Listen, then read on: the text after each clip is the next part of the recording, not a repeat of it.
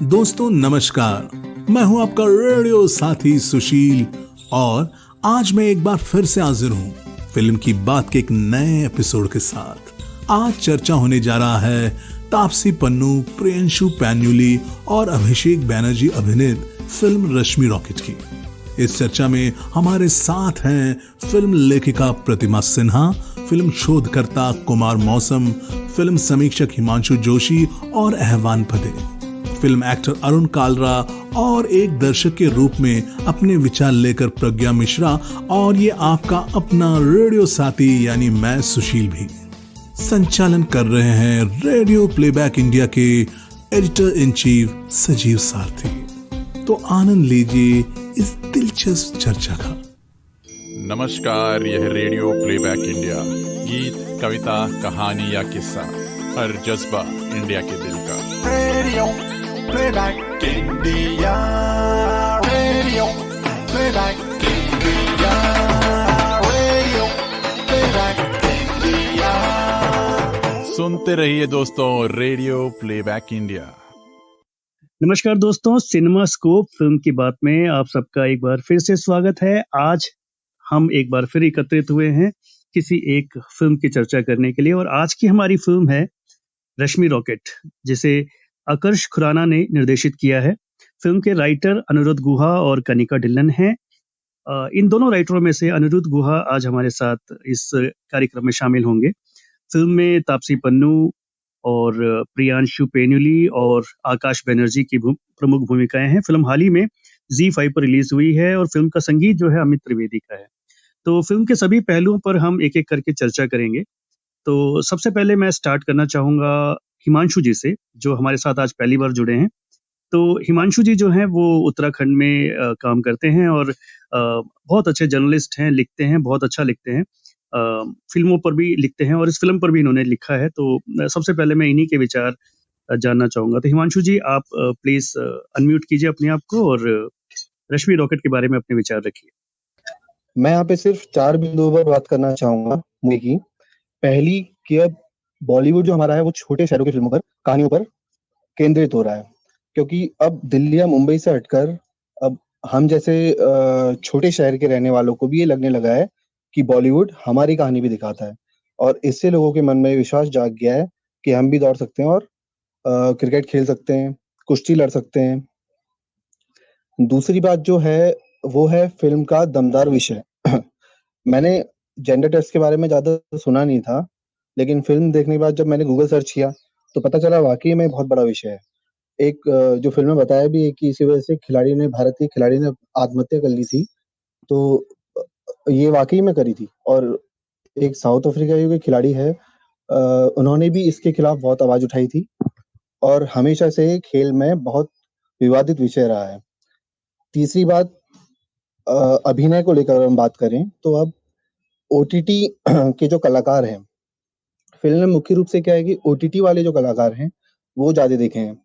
तो अब बड़े पर्दे के कलाकारों को ओटीटी के छोटे कलाकारों से, छोटे इसलिए कह रहा हूँ क्योंकि अभी इनका इतना बड़ा नाम नहीं है, लेकिन कोरोना के काल के बाद इन लोगों का नाम बड़ा हुआ है क्योंकि लोग ओटीटी पे ज्यादा आए और बड़ा पर्दा बंद रहा है कोविड की वजह से। तो छोटे पर्दे के कलाकार हैं, इन्होंने उन बड़े वालों को ये बता दिया कि भाई अब हम भी हैं, हम भी तुम्हारी टक्कर में हैं। और बड़े कलाकार तो ऐसे भी अभी जूझ ही रहे हैं अपने जो भी है उनकी फिल्म नहीं आ पा रही है, अलग अलग कारण है उसके लिए।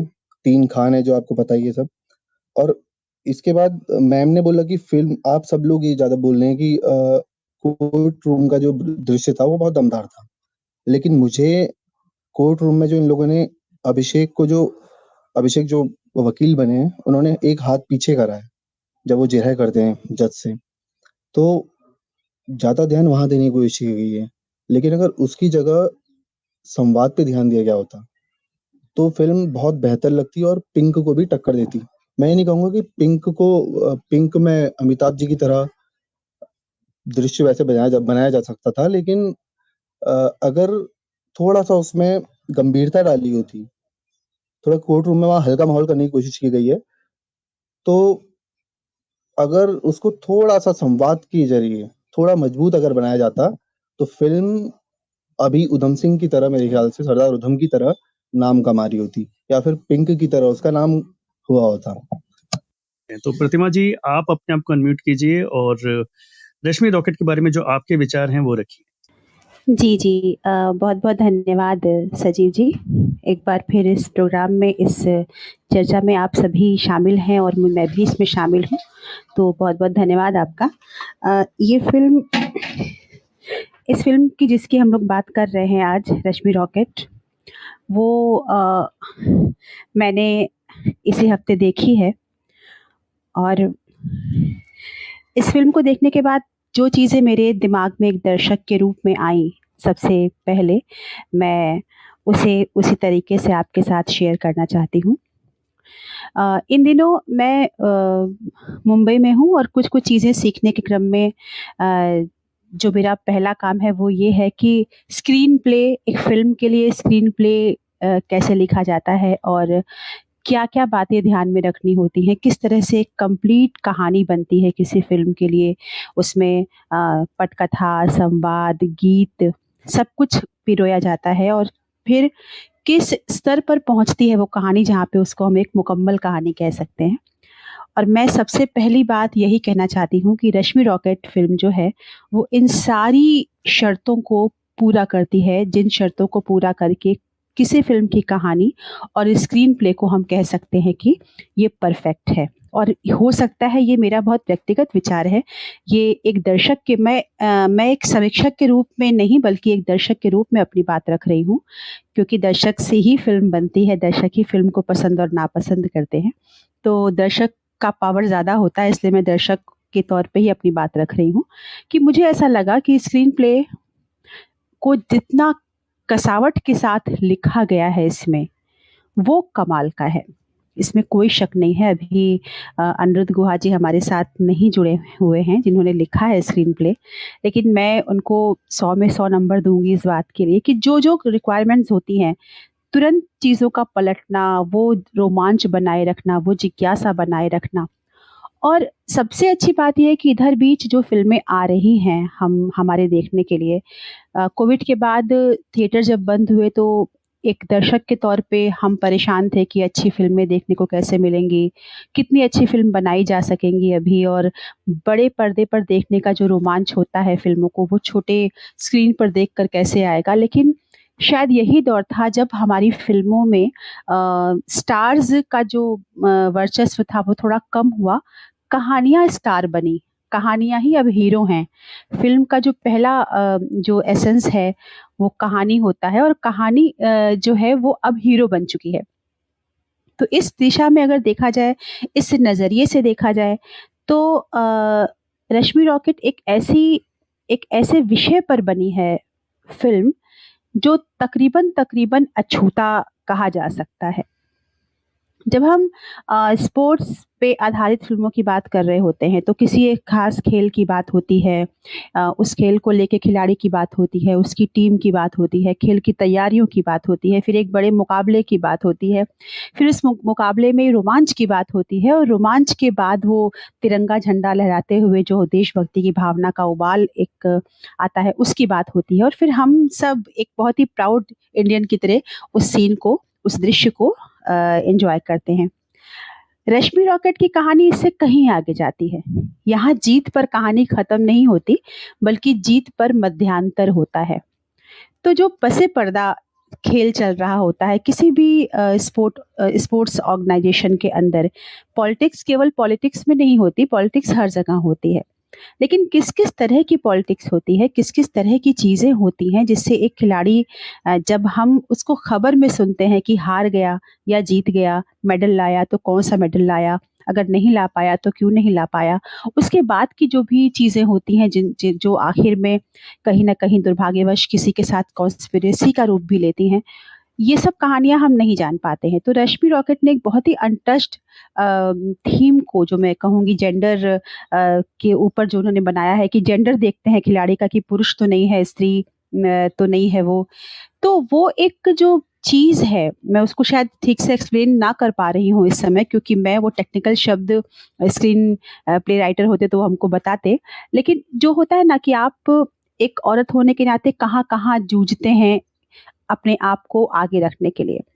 कमाल की बात ये है कि ये फ़िल्म खेल पर आधारित ज़रूर है, खिलाड़ी के जीवन पर आधारित ज़रूर है, लेकिन ये फ़िल्म खेल की फ़िल्म नहीं है और ना ही किसी खिलाड़ी के बारे में फ़िल्म है। दरअसल ये फ़िल्म एक स्त्री के बारे में भी नहीं है, ये एक संपूर्ण मनुष्य के बारे में फ़िल्म है कि अगर उसके प्रति कोई अन्याय हो रहा है और आपके पीछे बहुत से अन्याय हो चुके हैं, तो आपको आवाज़ उठाने के लिए कैसे इसमें आपको खड़ा होना है अपने हक के लिए कैसे तापसी हमेशा की तरह अपने रोल में बहुत ही कमाल की लगी हैं और काफ़ी हद तक जिसे कहते हैं ना कि कन्विंस करती हैं अपने रोल से। एक इसमें एक गाना है शुरुआत में ही जिसमें वो डांस करती हैं गुजराती परिधान पहन के और उनके पैर में उस समय स्पोर्ट्स शू होते हैं क्योंकि वो कहीं ट्रेनिंग से या कहीं से आ ही रही होती हैं और आके तुरंत ड्रेस चेंज करके वो उस अपने स्पोर्ट्स शू में ही डांस करना शुरू कर देती हैं और बहुत ही कमाल का वो जो भी वो सोच रही होगी कोरियोग्राफर की वो कमाल की थी, वो स्क्रिप्ट का एक हिस्सा लगती है। इसमें एक चीज़ और बहुत कमाल की है सजीव जी जो कि जिसे मैं कहूँगी कि ये बहुत कम दर्शाया जाता है, जो माँ और बेटी की केमिस्ट्री है, सुप्रिया पाठक के साथ तापसी पन्नू की जो दिखाई जा रही है केमिस्ट्री माँ-बेटी के तौर पे, वो बहुत अट्रैक्ट करती है, बहुत खींचती है, बहुत दिल को छूती है कहीं न कहीं। संवाद बहुत ही खूबसूरत हैं, संवाद आपके दिल को छू जाते हैं, बिना कोई हाइपोथेटिकली बहुत ऊँचा ले जाकर ऐसा नहीं छोड़ा जाता है, हमारे आपके बीच के संवाद हैं। एक जगह पे तापसी कहती हैं कि पता नहीं अंदर से कुछ ऑफ सा हो गया है, मतलब वो मुझे जब मैंने वो सुना तो मुझे लगा अरे ये तो अक्सर मैं कहती हूँ या ये सोचती हूँ जब आपका कहीं मूड उखड़ा हुआ हो, कहीं आप भटके हुए हों, किसी हल्के से डिप्रेशन या फ्रस्ट्रेशन में हो तो आप यही कहना चाहते हैं कि अंदर मूड ऑफ हुआ है कि नहीं पता नहीं लेकिन अंदर कुछ ऑफ सा हो गया है। तो बड़े ही नाजुक से संवाद हैं जो कि हम हमारे आपकी रोज़ की ज़िंदगी के हैं और एक और मज़ेदार बात है कि इसमें जो वकील का किरदार किया है अभिषेक बनर्जी ने, वो 2 जगह पे ऐसा आया कि वो गालियाँ देने जा रहे हैं और अचानक से वो रुक जाते हैं क्योंकि सामने तापसी बैठी हैं, उनकी माँ बैठी हैं, तो वो रुक फिर वो उस संवाद को मोड़ के कुछ सहज बात बोल देते हैं, तो वो भी बहुत नेचुरल लगा देखने में। ये ज़ाहिर है कि स्क्रीन प्ले का हिस्सा था, डायरेक्शन का बहुत बड़ा इसमें हाथ रहा है उस सीन को उभारने में। और एक जैसे कहते हैं ना कि हाई ड्रामा जो फ़िल्म होती है कि उससे बचते हुए आखिर तक जहाँ ये पहुँचती है फ़िल्म, बहुत अंदर तक छूती है, हम इससे कन्विंस होते हैं। हम भले ही खेल से जुड़े हुए ना हों लेकिन इस फ़िल्म के थीम से, विषय से कन्विंस होते हैं। हम ये मानते हैं कि ऐसी कोई चीज़ नहीं होनी चाहिए जो किसी के साथ किसी भी तरह का अन्याय हो जाए। कोर्ट के सीन बड़े ही कमाल के हैं। कोर्ट के सीन वाक़ई में ऐसे सीन हैं जिनको रिपीट करके देखने का मन करता है और बहुत ही सहज ढंग से और बहुत ही नाटकीयता से बचते हुए बहुत ही प्रभावित करने वाले सीन हैं। तो एक दर्शक के रूप में मैं बस यही कहूँगी कि बहुत ही अच्छी फ़िल्म है, कमाल की फ़िल्म है। अगर इसको हम बड़ी स्क्रीन पर देख पाते तो शायद ज़्यादा बेहतर होता, लेकिन अगर हमने इसको अपने लैपटॉप या मोबाइल के ही स्क्रीन पर देखा है तब भी ये कहानी हमें बहुत प्रभावित करती है। गाने इसके बहुत सुंदर हैं और बिल्कुल सीन के साथ चलते हैं और सीन को एक्सप्लेन करते हुए चलते हैं। तो कुल मिलाकर ये फ़िल्म मुझे तो बहुत ही अच्छी लगी है, बाकी आप लोगों की राय सुनने के लिए मैं उत्सुक हूँ। धन्यवाद। जी, प्रतिमा जी आपने 2-3 बातें बहुत ही अच्छी कही। एक तो फ़िल्म काफ़ी एक अनटच थीम पर है जो मुझे भी मतलब मैं यूजुअली मेरा ये रहता है कि मैं ना ट्रेलर वगैरह नहीं देखता।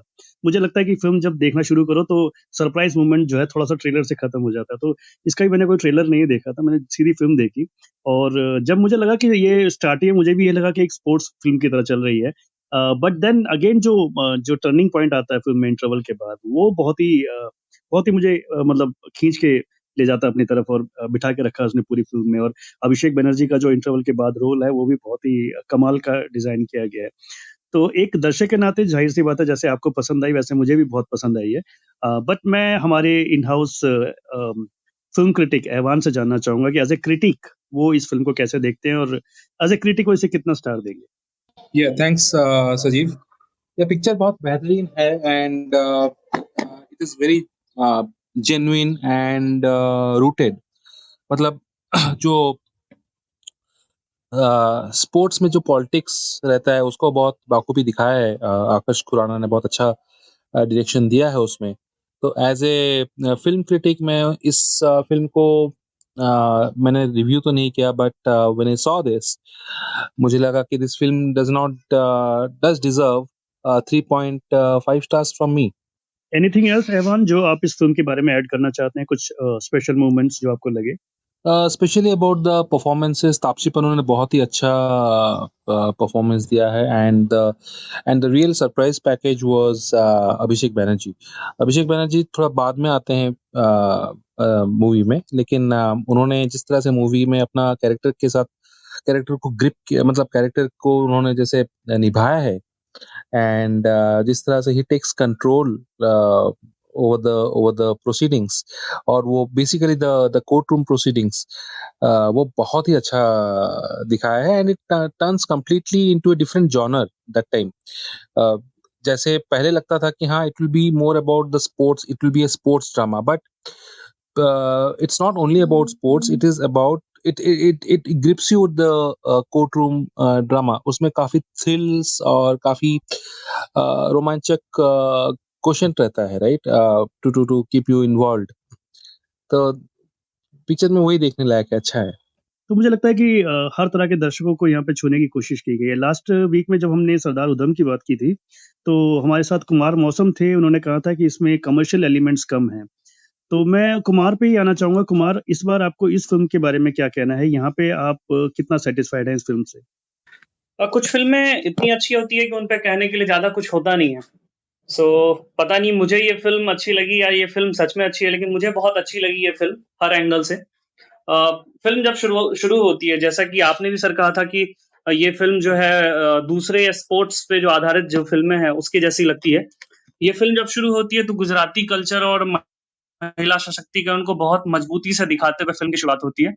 फिर जब कहानी पहला मोड़ लेती है, तो मैं बड़ा डिसअपॉइंट होता हूँ। मतलब मैं डिसअपॉइंट होता हूँ इस चीज़ को देख के। मुझे लगता है कि जो दूसरी स्पोर्ट्स ओरिएंटेड फ़िल्में हैं, उसमें भी यही होता है कि हाँ, पॉलिटिक्स होगा, जो स्पोर्ट्स के अंदर पॉलिटिक्स है, उन चीज़ों को लेके, जहाँ पे वो चोपड़ा साहब आते हैं, मुझे पूरा नाम ध्यान नहीं आ रहा है उनका, जो सेलेक्टर होते हैं, वो आते हैं और फिर अपनी बेटी को कुछ इंस्ट्रक्शन देते हैं। तो वो वाला सीन था, मुझे लगता है कि ये दूसरी स्पोर्ट्स जैसी फ़िल्मों की तरह ही होगी, लेकिन वहाँ से जब कहानी मोड़ बदलती है और वो दृश्य बदलता है, फिर लगता है कि नहीं, कहानी में कुछ है, कुछ नया है, और वो सस्पेंस जो है वो बना रहता है, आखिर तक बना रहता है। मैं फ़िल्मों पे ज़्यादा बात नहीं करूँगा, कुछ सीन्स मुझे अच्छे लगे, कुछ डायलॉग्स मुझे अच्छे लगे, मैं उनकी बात करूँगा। पहला जो वो डायलॉग है, यहाँ तुम हो, यहाँ मैं हूँ और यहाँ खाई है हमारे बीच। यहाँ जो डायलॉग लिखे गए हैं, जो अनिरुद्ध गुहा जी ने लिखा है, वो मतलब उनका काम मुझे बहुत अच्छा लगता है। ये डायलॉग उस सीन को, उस सिचुएशन को बहुत अच्छी तरीके से दिखाता है।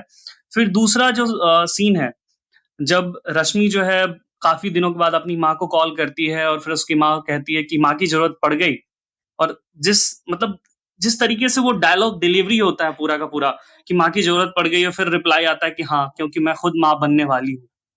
ये दृश्य मतलब लोगों को देखने में मजबूर कर देता है। मैं इस सीन को 2 बार 3 बार पीछे करके देखा हूँ कि किस तरीके से ये डायलॉग डिलीवरी हो रही है और किस तरीके से ये डायलॉग लिखा गया है। उसके बाद जो आखिरी सीन है, जब रश्मि जो है वो रेस में जाने से पहले, फ़िल्म के आखिर से पहले जो रेस होती है, उसके पहले वो अपने होने वाले बच्चे से कुछ बातचीत करती है।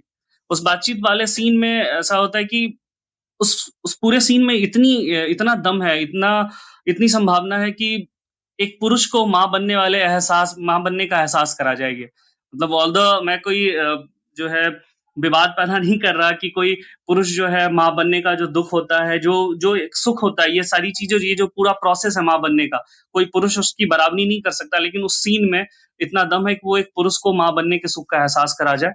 और उन सब से परे एक और सीन जो मुझे अच्छा लगता है, जब जज साहिबा अपना फैसला सुना चुकी होती है और आखिर में अपना फैसला सुनाने के बाद वो रश्मि को कहती है ऑल द बेस्ट रॉकेट।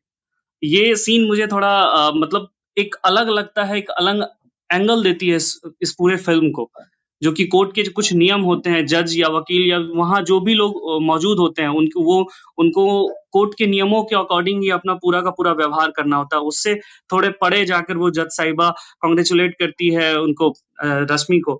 ये सीन मुझे बड़ा अच्छा लगता है। और सबने अभिषेक बैनर्जी की बात की, मुझे अभिषेक बैनर्जी तो अच्छे लगे ही लगे। श्वेता त्रिपाठी भी काफ़ी अच्छी लगी, छोटे से रोल में है लेकिन वो भी अपना प्रभाव छोड़ती हैं।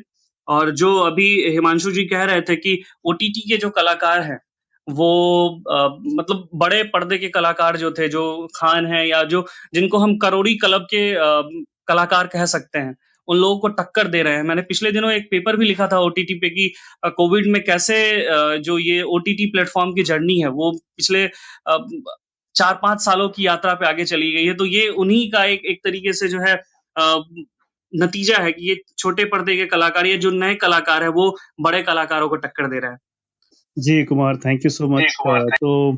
बहुत अच्छी बातें आपने कही और वाकई कुछ दृश्य इसके अंदर हैं, कुछ संवाद इसके अंदर है।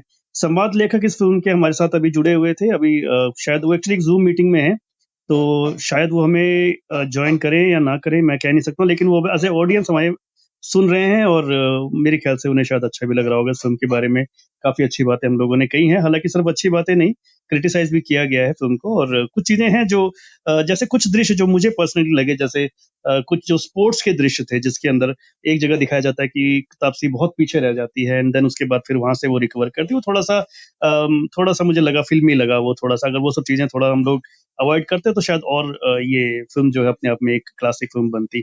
तो मेरे साथ अब कुछ और लोग भी हैं, तो मैं प्रज्ञा जी के पास जाऊंगा। तो प्रज्ञा जी हमारे साथ फिल्म की बात में पहली बार जुड़ी हैं। तो प्रज्ञा जी, आपने ये फिल्म देखी है, तो बताइए आपका अनुभव कैसा रहा इस फिल्म को लेकर?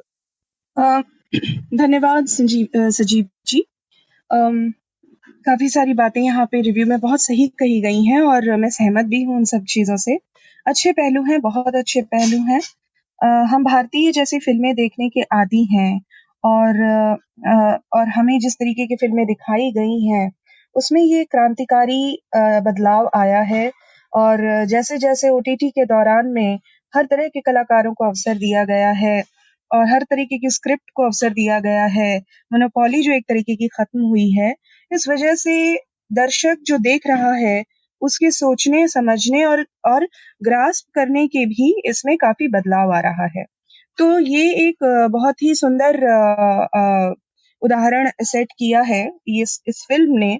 देखने में वाकई बहुत शानदार, बहुत मजा आया।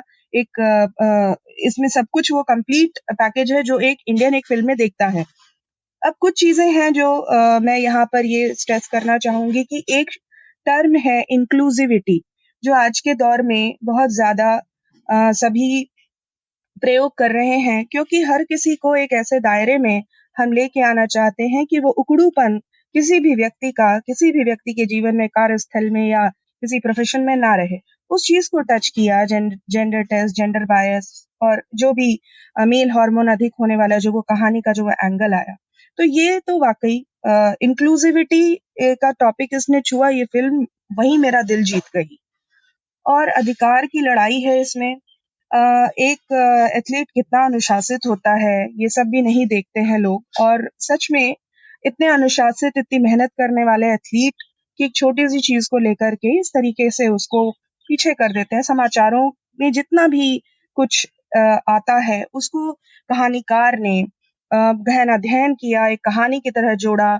तो ये हमको ये बताता है कि हम भी किस तरीके से अपने आसपास होती घटनाओं के प्रति सजग रहें, उनको देखें, उनको समझें, उनके दूरगामी परिणाम समझें। और ये फिल्म सिर्फ मनोरंजन की दृष्टि से नहीं बनाई गई है, एक सामाजिक जिम्मेदारी की दृष्टि से बनाई गई है, तो और भी खुशी होती है एक जागरूक नागरिक होने के नाते। यहाँ पर इस कहानी में बस वही एक एंगल मुझे एक लगा कि मैं कई बार इसको ना $1 मिलियन बेबी में भी मैं सोचने लग गई। वो फिल्म जो है मुझे बहुत पसंद है, तो मैं सोचने लग गई कि शायद एक आ जाता है ख्याल कि अगर एक इंडियन एक मूवी बनाता है और कोई बाहर का कोई एक मूवी बनाता है, तो उसमें वो नाटकीयता का पहलू बिल्कुल छोड़ देता है। तो वो एक चीज जो हम टच करने लग जाएं अगर, तो हो सकता है कि हमको दर्शक कम मिले या कोई क्रिटिसाइज करे, पर हम एक क्रांतिकारी कदम उठा लेंगे, हम अपने दर्शकों को बदलने लगेंगे। तो वैसे तो ये फिल्म ने कमाल किया है। कुछ एक दृश्य मुझे लगे कि जिन्हें फिल्म को हिट कराने की दृष्टि से और एक हमारी जो कॉमन सोच की पब्लिक है इंडिया की, उसको टच करने की दृष्टि से भी छोड़ दिए गए, रख दिए गए। वहां पे भी अगर हम हाथ टच करना शुरू कर दें तो हम बहुत ही गजब की फिल्में बनाने लगेंगे और हॉलीवुड की तरफ जो मुड़ने लग गए हैं हमारे युवा और इधर, वो एकदम से खींच के हमारी तरफ आने लगेंगे, क्योंकि कंटेंट हमारे पास भर भर के है। बस यही कहना चाहूंगी। हाँ, प्रज्ञा जी, बिल्कुल मैं सहमत हूँ आपकी बात से, क्योंकि अगर हम लोग ऐसी फ़िल्में बनाएँगे, लेकिन अगर हम जैसे पिछले हफ़्ते बात कर रहे थे सरदार उधम की, तो सरदार उधम जो है वो कमर्शियल पॉइंट ऑफ व्यू से बिल्कुल नहीं बनाई गई है। उसमें पूरी तरह से उन्होंने एक इंटरनेशनल स्टैंडर्ड रखा है फ़िल्म मेकिंग का।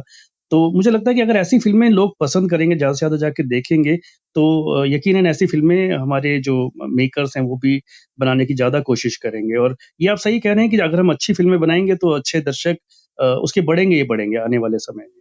तो हमारे साथ एक्टर हैं अरुण जी, अरुण कालरा जी, बहुत फेमस एक्टर हैं और हमारे जाने-माने पॉडकास्टर भी हैं।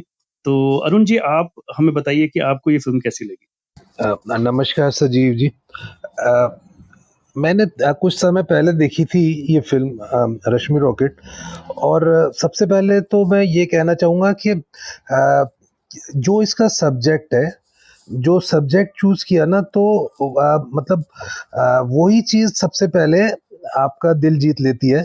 और यही चीज़ प्रज्ञा ने भी यही बोली कि जब आपने, जैसे मैंने मिम्मी भी देखी थी, तो मिम्मी के अंदर भी सरोगेसी का जो इशू उठाया गया था, और इसके अंदर जो इन्होंने मेल हार्मोन्स का, जो टेस्टोस्टेरोन का जो बॉडी के अंदर वो ज़्यादा हो जाता है, तो उसके कारण कितनी अनफॉर्चुनेट सिचुएशन हमें एथलीट्स को, हमारे एथलीट्स को भुगतनी पड़ती है, और जिसका हमारे को कुछ भी इल्म नहीं है। अच्छा, ऐसे सब्जेक्ट्स को पिक करना और ऐसे सब्जेक्ट्स को उठाकर इतना हिम्मत दिखाना कि उसकी आप चारों तरफ एक स्टोरी को बुन सकें, और ये सब ओटीटी में ही हो सकता है। ओटीटी प्लेटफॉर्म में ही ये सब संभव है, जब आदमी के पास में ये गारंटी होती है ना कि यार मेरे को कमर्शियल सक्सेस को 1 मिनट के लिए साइड में रख देना है, और मेरे को, मैं कुछ भी सब्जेक्ट उठा के, और अच्छा सब्जेक्ट उठा के, और मेरे को अच्छी एक मूवी बनानी है, और मेरे को एक सब्जेक्ट को वो करके लोगों तक लेके जाना है, ताकि मैं अपनी बात लोगों तक पहुंचा सकूं। तो उस मामले में मेरे को ये फिल्म जो है ना बहुत अच्छी लगी, और ये जो सब्जेक्ट है, ये जो है इसको उठाया इन्होंने पहली बार, और ये जो असली केसेस इस तरह से हुए हमारे देश में, दूती चंद और एक शांता रमन ऐसे कुछ एक नाम था, उनके साथ ये सब जो रियल एथलीट के साथ ये घटनाएं हुई, तो वही दिल, मतलब आपका कलेजा जो है हाथ पे आ जाता है, सामने आ जाता है सोच के कि उन लोगों ने, यार ये जो एथलीट्स होते हैं, एक तो वैसे ही इनके पास पैसा नहीं है, कितनी डिफिकल्ट सिचुएशन से ये लोग गुजर रहे होते हैं, ऊपर से उनके साथ अगर ऐसी चीज हो जाए, जबकि फेडरेशन उनका कोई साथ नहीं देती है, क्योंकि फेडरेशन का एक अपना वो जो हमारे यहाँ पे हर सोसाइटी, हर मतलब सिस्टम बना गया ना, कि वो जो सिस्टम है वो अपना अलग काम करता है, और उसके अगेंस्ट आपको मतलब सफल होना है, हर एथलीट को, हर एक्टर को, हर आर्टिस्ट को, जो सिस्टम है उसके विरुद्ध जाके सक्सेसफुल होना है, तो वो सब उसको उनके फेवर में नहीं है, और वो उसके बाद में उनके साथ, तो ये चीज़ मेरे को बड़ा दिल को छू गई। और जो कोर्ट रूम सीन्स थे उसके बाद में जो उन्होंने किए, अभिषेक बनर्जी की मैं बहुत खास तारीफ करूंगा। अभिषेक बनर्जी ने कुछ समय पहले एक जगह पे बोला था कि जो एक्टर्स है ना, उनको सबको ना डॉक्यूमेंट्री फिल्म ज़्यादा देखनी चाहिए, क्योंकि वो कास्टिंग डायरेक्टर भी हैं, और उन्होंने ये बोला कि मैं इसलिए कह रहा हूँ कि डॉक्यूमेंट्रीज फिल्म देख के आप रियलिस्टिक होने की तरफ ज़्यादा आगे बढ़ पाएंगे, क्योंकि आप फिक्शन में तो कई जगह ड्रामेटिक और कई जगह चीज़ें ऐसी देखते हैं जो कि रियल नहीं होती है, लेकिन आप ज़्यादा डॉक्यूमेंट्रीज देखेंगे तो आपको ऐसा लगेगा। तो खैर, जो भी अभिषेक बनर्जी का मुझे ये लगा कि जिस तरह से वो उनकी मूवीज जिस तरह से वो ज़्यादा करते जा रहे हैं, आगे बढ़ते जा रहे हैं, तो वो अपने पूरे टैलेंट को और अपनी पूरी उसको एक्सप्लोर करते जा रहे हैं, और मेरे को उनका ये काम इसके अंदर जो है ना, वो काफ़ी पुराने कामों से अलग लगा, और लगा कि उन्होंने अपने आप को काफ़ी एक्सप्लोर किया। और एक जो अच्छी बात मेरे को नहीं लगी, जो कि मेरे को निराशा हुई, वो कि मैं देख रहा था कि मेरे को तापसी पन्नू को मैं काफ़ी पसंद करता हूँ, जिस तरह से उनके व्यूज़ रखती हैं वो अपने, और जिस तरह से वो दिल्ली की एक्ट्रेस है, तो मैं बिल्कुल उनके साथ रहता हूँ। और मैं रश्मि रॉकेट की जब से वो इंस्टाग्राम पे फोटो डाल रही थी और जब से वो शुरू से उसको वो प्रमोट कर रही थी, तो लग रहा था कि कितनी मेहनत कर रही हैं। उस वाकई मेहनत तो करी भी है, फिजिकल जो एट्रीब्यूट्स हैं उसके अंदर उन्होंने मेहनत करी भी है। लेकिन जब उनकी बात आई एक्टिंग की और जब उनकी बात आई कैरेक्टराइजेशन की, तब वो गुजराती कहीं से नहीं लग रही थी। वो जो है ना, बस फिजिकल एट्रीब्यूट्स में गुजराती लगी, और उनकी जो डायलेक्ट था, उनका जो बोलने का तरीका था, उनका जो हाव भाव था, जो भी था, वो जो है बिल्कुल भी उनके जो कैरेक्टर है वो बिल्कुल तापसी पन्नू ही लग रही थी।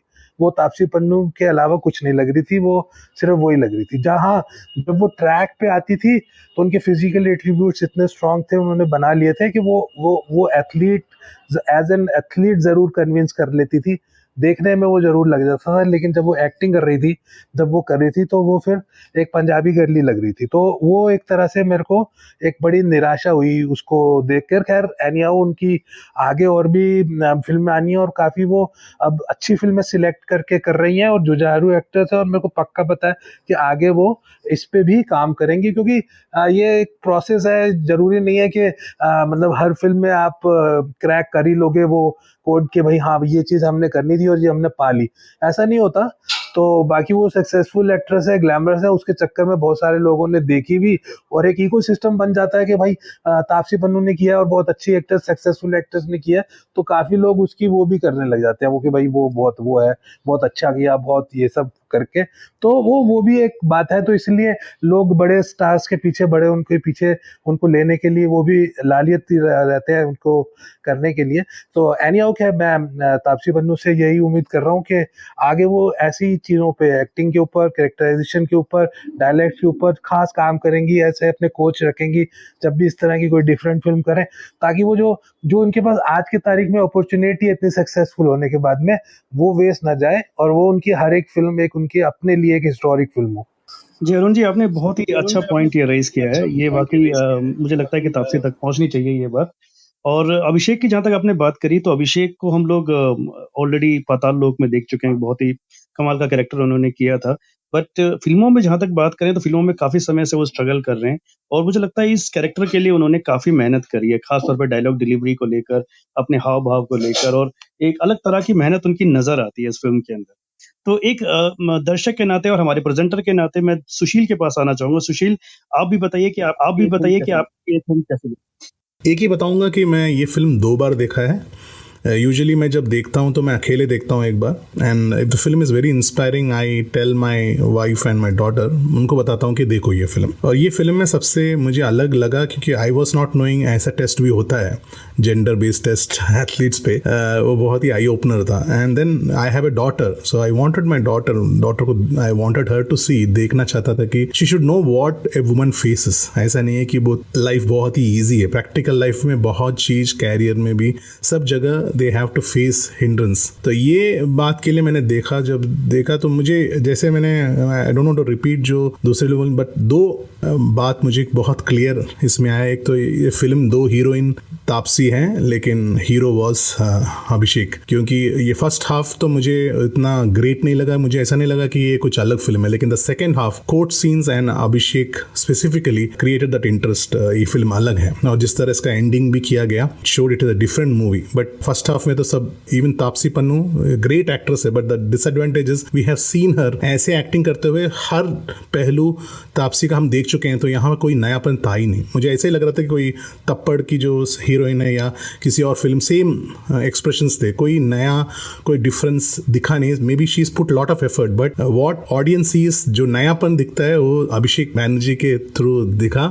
ही stole the show as an audience for me. That's all Sajeev ji. हाँ, मुझे लगता है कि हमने सारे एक्टरों की बात करी, तो मुझे प्रियांश की भी अभिनय इसके अंदर काफी अच्छा लगा। बहुत उनका जो कैरेक्टर था, काफी उसमें कुछ ऐसा बहुत कुछ करता हुआ नहीं था वो, बट लेकिन वो बहुत सहज दिखे हैं फिल्म के अंदर। और शायद मैंने पहली बार ही शायद उनको किसी बड़ी फिल्म में देखा है, तो मुझे काफी काफी पसंद आया उनका भी काम। तो और और अमित मंत्रा अमित त्रिवेदी की बात करना चाहूंगा, फिल्म का संगीत काफी अच्छा है। तो और इन मंत्रा का मंत्रा के फातिमा जी आप कुछ कहना चाहेंगे? जी, जी।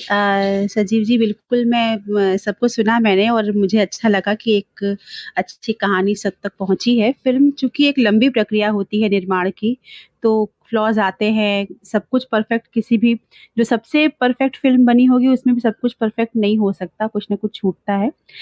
डायलॉग्स जैसा कि बोला कुमार जी ने कि डायलॉग्स बहुत अच्छे, संवाद इसके बहुत अच्छे थे। मैं जब वो बता रहे थे तो मुझे भी वो कुछ डायलॉग्स जो याद आ रहे थे, बड़े कमाल के थे कि जब वो एक जगह वो बोलते हैं जो हीरो है उस फ़िल्म के कि लैंडमाइन से दूर भागना समझदारी होती है, लेकिन फिर भी लैंडमाइन की ओर भागना पड़ता है। ये एक रेफ़रेंस उनके पिछले सीन का होता है। वो बहुत कमाल का डायलॉग है। ऐसे ही एक डायलॉग जब वो प्रेस में इंटरव्यू दे रही होती हैं जो एक्सपर्ट होती है माया जिनका नाम है वो जब बोल रही होती हैं तो वो कहती हैं कि क्या रश्मि मर्द है, क्या रश्मि ने धोखा किया है, फिर क्या आप स्टूपिड हैं? ये 100% यानी वो दर्शकों के लिए कहती है जो व्यूअर्स समाचार देख रहे होते हैं, न्यूज़ जो देख रहे होते हैं, तो हाँ, हम स्टूपिड हैं क्योंकि हम ऐसी बातों पे यकीन करते हैं, ऐसी बेवकूफ़ी वाली हेडलाइंस पर। ये बहुत ही कमाल का वो था और जो लास्ट सीन का भी ज़िक्र हुआ ना जब वो बच्चे से बात करती है अपने जो उसके मतलब जो प्रेग्नेंट है वो लास्ट में वो दौड़ने के पहले, तो कहती है कि वो मुझे बस 13 सेकंड दे दो क्योंकि 13 सेकंड में वो रिकॉर्ड बना देगी। तो वो वाक़ई बहुत सुंदर चीज़ें थी और इसमें जो तापसी पन्नू पे अभी जो ये बात हुई कि वो गुजराती नहीं लगी है या वो तापसी ही लगी है, बिल्कुल सही बात है। और शायद इसलिए मैंने पहले ही इसीलिए ये चीज़ मार्क भी की थी कि इस फ़िल्म में कहानी ही हीरो है, बाकी हर चीज़ को हम कहीं न कहीं छोड़ देते हैं या कहीं वो छूट जाती है पीछे, लेकिन कहानी ही इस फ़िल्म का हीरो बन के निकलती है, इसका कंटेंट ही इसका हीरो है।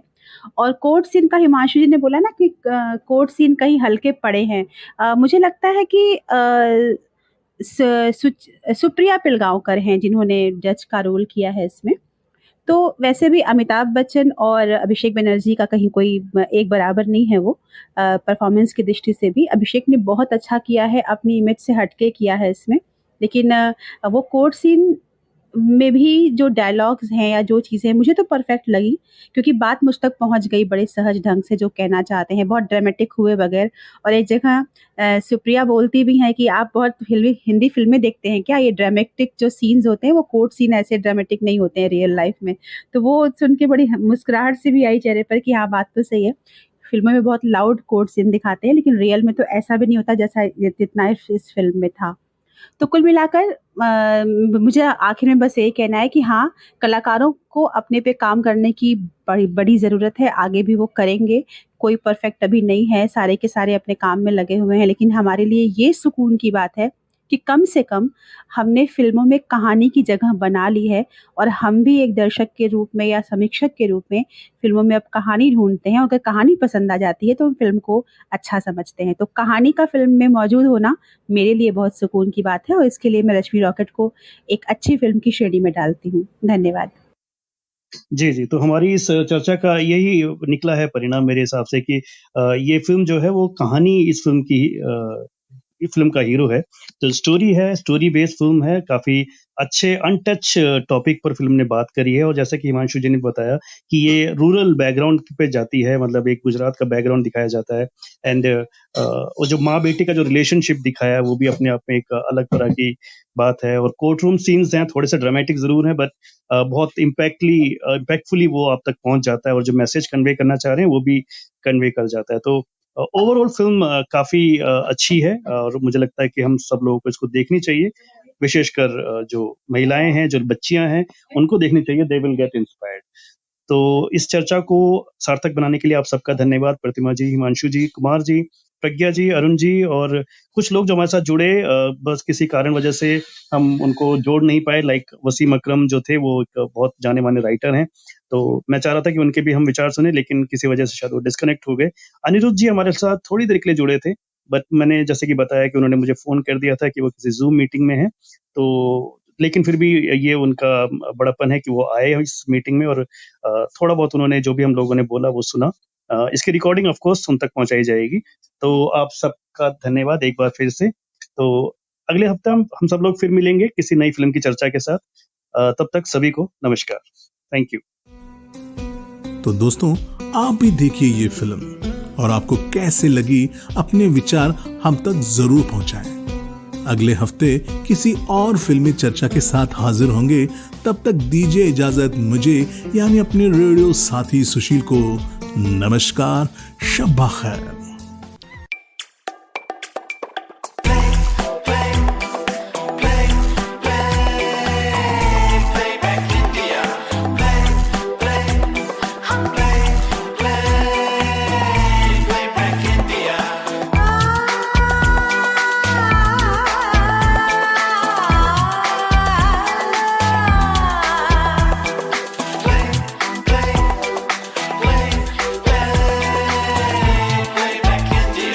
Radio playback India.